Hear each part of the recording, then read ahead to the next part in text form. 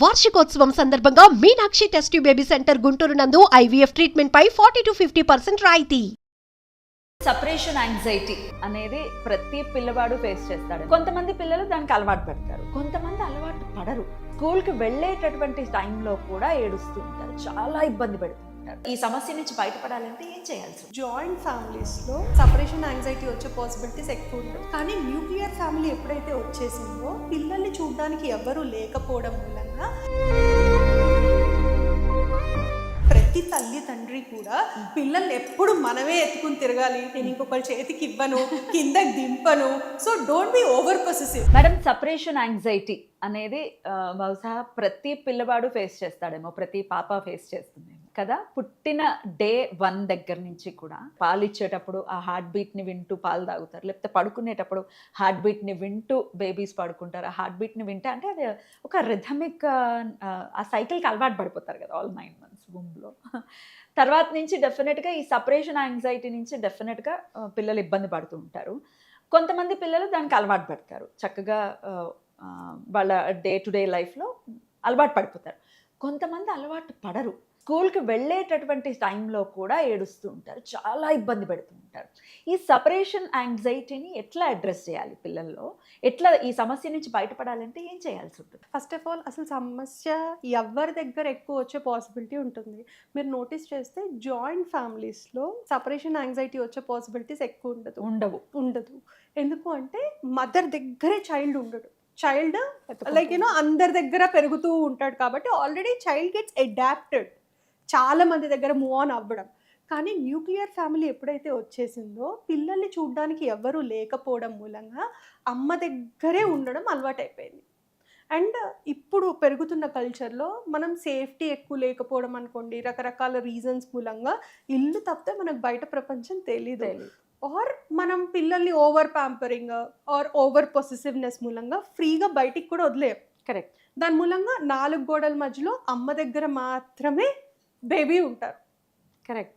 దాని మూలంగా బేబీకి అమ్మ మొహం తప్పితే ఇంకెవరు తెలియదు, right? So the child feels more secured and comfort only with the mother, right? So దీని మూలంగా ఏమవుతుంది అంటే, నేను ఇవన్నీ ఎందుకు అడ్రస్ చేస్తున్నా అంటే, ఎప్పుడైనా దేనికన్నా ట్రీట్మెంట్ కావాలంటే దానికి రూట్ కాజ్ చాలా ఇంపార్టెంట్. రూట్ కాజ్ లేకుండా ట్రీట్మెంట్ మనం ఎప్పుడు చేయలేము. సో ఒక్కొక్క కేసులో ఒక్కొక్క రూట్ కాజ్ ఉంటుంది. సో ఈ యాంగ్జైటీ చైల్డ్కి ఎప్పుడు పాపప్ అవుతుంది అంటే, కొన్ని కేసెస్లో they have a fear that okay అమ్మకి ఏమన్నా అవుతుంది నేను బయటికి వెళ్తే. ఓ, ఇలా కూడా ఆలోచిస్తారా పిల్లలు? సో ప్రొటెక్టివ్, అంత చిన్న బ్రెయిన్ కూడా. ఎందుకు అంటే మంత్స్ నుంచి 18 months 1 year 3 years వరకు అమ్మను వదిలిపెట్టి ఉండకపోవడం అనేది న్యాచురల్ హ్యాబిట్. ఎవ్వరూ ఉండరు. 3 years తర్వాత కూడా బయటికి వెళ్ళి ఉండకుండా పిల్లలు ఏడుస్తున్నారు అంటే కంఫర్ట్ జోన్ దాటకపోవడం, over possessiveness, over pampering of mother. So ఇది కాకుండా ఇంకెక్కడికి వెళ్ళను అని. ఆర్ఎల్స్ వాళ్ళకు ఒక భయం ఉంటుంది, everything mind is our world. వాళ్ళకు ఒక విజువలైజేషన్ అంటే మేము ఎప్పటికీ సపరేట్ అయిపోతామేమో, నేను తిరిగి మా అమ్మ దగ్గరికి వెళ్ళలేనేమో, మా అమ్మ ఇంకెక్కడికన్నా వెళ్ళిపోతుందేమో. సో వాళ్ళకి ఒక పిక్చర్ రాదు బ్రెయిన్కి, నేను స్కూల్కి వెళ్ళి రిటర్న్ ఇంటికి వస్తాను, ఇక్కడికి వెళ్ళి ఇంటికి వస్తాను, ఆ విజువల్ వాళ్ళ బ్రెయిన్కి రాదు. సో దాని మూలంగా they have the trust issues కాబట్టి వాళ్ళు వెళ్ళడానికే ఏడుస్తారు అనమాట. నన్ను దూరం చేసేస్తున్నారు అమ్మ నుంచి, నాన్న నుంచి. మీరు చెప్తుంటే నా చిన్నప్పుడు విషయం ఒకటి గుర్తొస్తుంది, నేను చెప్పచ్చా మీకు? పర్మిషన్. ఇది చాలా మందికి ఉపయోగపడుతుంది అలాగో సఫర్ అయిన వాళ్ళు. మీరు చెప్తున్నప్పుడు వెంటనే నాకు స్ట్రైక్ అయింది ఏంటంటే, నేను ఒక 3rd class 2nd class ఆ టైంలో చదువుకునేటప్పుడు మా అమ్మ బయటకు వెళ్ళి వర్క్ చేసి వచ్చేదన్నమాట. ఇంటికి అమ్మ ఇంకా లేట్గా వస్తుంది అంటే అమ్మకి ఏదో అయిపోయిందేమో, ఏదైనా యాక్సిడెంట్ అయిపోయిందేమో, అమ్మకి ఏమైనా అంటే బాగుందో బాగాలేదో అని ప్రతిరోజు ఫీల్ అయ్యేదాన్ని, ప్రతిరోజు భయపడేదాన్ని. వచ్చిన వెంటనే ఫ్రీ అయిపోయేదాన్ని, మైండ్ అంతా ఫ్రీ అయిపోయేది. బట్ నెక్స్ట్ డే మళ్ళీ ఇది కామన్, మళ్ళీ నెక్స్ట్ డే ఇదే థాట్ వచ్చేది. సో ఇప్పుడు మీరు చెప్తున్న దానికి నేను ఫీల్ అయింది ఒకటేనా? అందుకనే వాళ్ళు బయటికి వెళ్ళేటప్పుడు వీళ్ళు ఏడుస్తారు, వాళ్ళు ఆఫీస్కి వెళ్ళేటప్పుడు వీళ్ళు ఏడుస్తారు, but they don't know how to express it. Okay, so నేను సఫర్ అయ్యాను. సో ఇట్లానే సఫర్ అవుతారు, రైట్? అది వన్ ఆఫ్ ద రీజన్స్. ఇంకొక రీజన్ వాళ్ళకి ఏంటి అంటే భయం. స్కూల్లో ఒక అమ్మ ఇచ్చిన కంఫర్ట్, ఇంట్లో ఉండే బొమ్మలు అవన్నీ ఉంటుంది కదా, ఒక స్ట్రిక్ట్ ఎన్విరాన్మెంట్ ఉంటుంది, ఆ ఎన్విరాన్మెంట్ నచ్చకపోయే భయం ఉండే ఛాన్సెస్ ఉంటుంది. So they are not comfortable in that environment, కాబట్టి అక్కడికి వెళ్ళకపోయే ఇది. సో ఇలాంటి రకరకాల రీజన్స్ తోటి యాంగ్జైటీ అనేది పాపప్ అవుతుంది. సో మరి ఈ యాంగ్జైటీని అడ్రస్ చేసి ఏం చేయాలి? రైట్. సో చాలా మంది ఏం చేస్తారంటే ఏడుస్తున్నారు కదా అని మానిపించడం ఇస్ నాట్ రైట్ ఒక రోజు సొల్యూషన్. 2 రోజులు మానిపిస్తారు, ఇంకా రోజు ఇది కంటిన్యూ అవుతుందంటే 2 దెబ్బలు వేసి పంపిస్తారు. సో అది ఎక్స్ట్రీమ్, ఆ, ఇది మరి ఆ, ప్రాబ్లమ్. సో అస్సలు మానిపించకుండా ఉండకూడదు, అతివృష్టి అనావృష్టి రెండు ఉండకూడదు. ఓకే, సో స్లోగా వాళ్ళకి హ్యాబిచుయేట్ చేయాలి. ఓకే. దీన్ని మనం సైకలాజికల్ టర్మ్ లో ఎక్స్పోజర్ థెరపీ అంటాం అనమాట. Okay. అంటే మనల్ని వదిలిపెట్టి పిల్లలు ఉండడం అలవాటు చేయాలి. అందుకనే మన దగ్గర ప్లే స్కూల్ దగ్గర నుంచి ఉంటుంది. అసలు ప్లే స్కూల్ కి పంపించడానికి ముందరే ప్రతి తల్లి తండ్రి కూడా పిల్లల్ని ఎప్పుడు మనమే ఎత్తుకుని తిరగాలి, నేను ఇంకొకరి చేతికి ఇవ్వను, కిందకి దింపను. So don't be over possessive. ఎందుకంటే మన ప్రేమ కరెక్టే, కానీ ఫ్యూచర్ లో వాళ్ళు సఫర్ అవుతారు. సో వేరే వాళ్ళ చేతికి కూడా ఇవ్వడము, ఎక్కడైనా మనం కనిపించకుండా కాసేపు వాళ్ళని వదిలేయడము ఫస్ట్ లెవెల్ ఇది.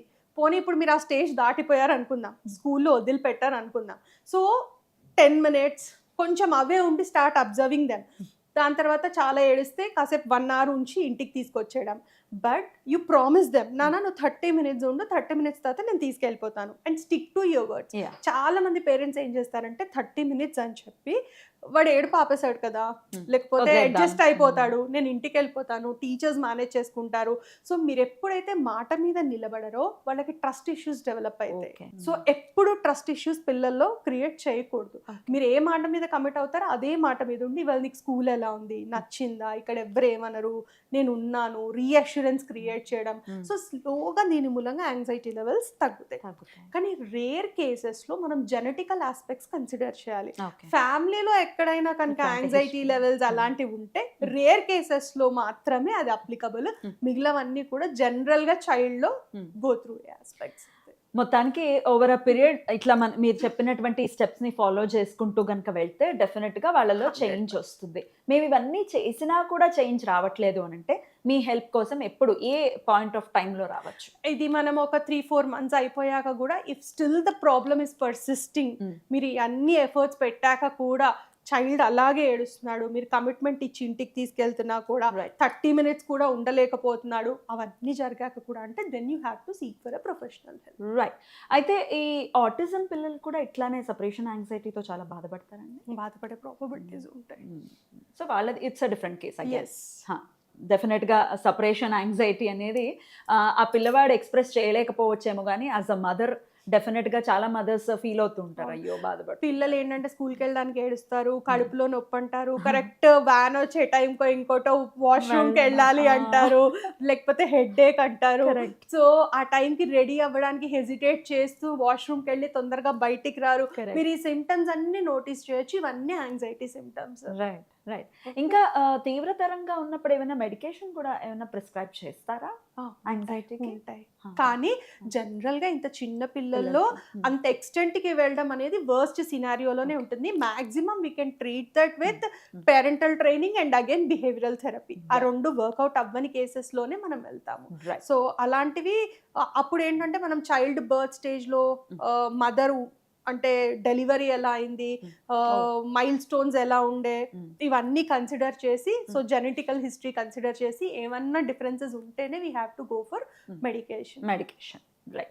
సో ఈ సపరేషన్ యాంగ్జైటీతో మా బేబీ బాధపడుతుంది, నాకు చాలా ఇబ్బందిగా అనిపిస్తుంది అని అనుకుంటే ఇదేమీ సాల్వ్ కానటువంటి సమస్య కాదు. ప్రతి ఘర్ఘర్కి కహానీ లాగా ప్రతి ఇంట్లో కూడా ఇటువంటివి ఎంతో కొంత ఈ సమస్య ఉంటుంది.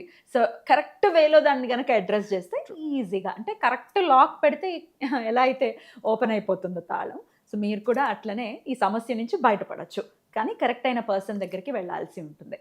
రైట్ మేడం, చాలా బ్యూటిఫుల్గా ఎక్స్ప్లెయిన్ చేశారు. కృతజ్ఞతలు. నమస్తే.